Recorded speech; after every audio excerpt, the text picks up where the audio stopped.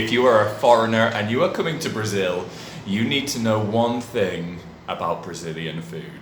Now, before I start, I need to add, I really like Brazilian food. I love feijoada, pão de queijo, açaí. I love them. I really like them. And living in Sao Paulo, I have access to so many great restaurants. However, there's one dish that we need to talk about, guys. And I'm gonna tell you a story. So this is a very sad story, so I'm gonna need some sad music. And basically what happened, I had been in Brazil for 1 year and I was walking to my student office. So the office was there was a bakery on the way. So I walked into the bakery, there was a beautiful big sandwich just waiting behind the counter, and I said to the waitress, I really want that sandwich. The waitress said, okay, take a seat. So I took a seat and I had my material for my class. I looked over at my material, the waitress brought the sandwich over, I was still focused on the material, I grabbed the sandwich with one hand and took a really big bite into the sandwich like this. What I didn't notice, because I wasn't really looking, I wasn't expecting it, nobody really would expect what happened with that sandwich. There was a toothpick inside. So you guys might not know the word toothpick, but if I say Gina, so Gina, you guys know what I'm talking about. Somebody had put a toothpick right into the middle of my sandwich.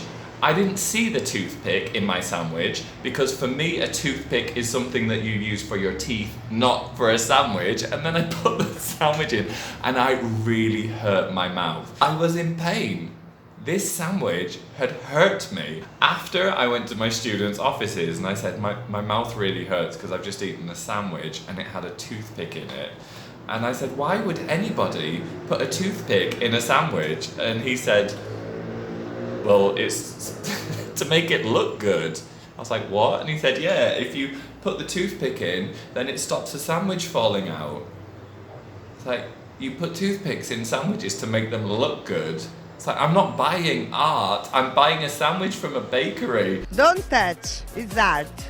So I think I need to tell this story because if you are, especially if you're British and you're coming to Brazil, you need to be really careful with your sandwiches. And if you think, oh, this is so strange, Andrew, you really like sandwiches, I'm British. We love a good sandwich.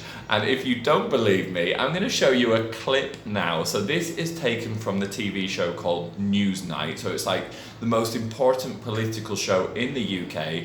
And they are discussing the effects of Brexit on the British sandwich. Jim, if I can just start with you in Salford, what does no deal mean for you for the sandwich industry?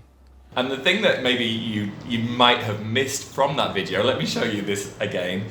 This guy is the head of the British Sandwich Association. That's right, we take sandwiches so seriously, we have associations for our sandwiches. Do you have one for pão de queijos? Do you have one for açaí? I don't think so, but we take it so seriously that we have a sandwich association.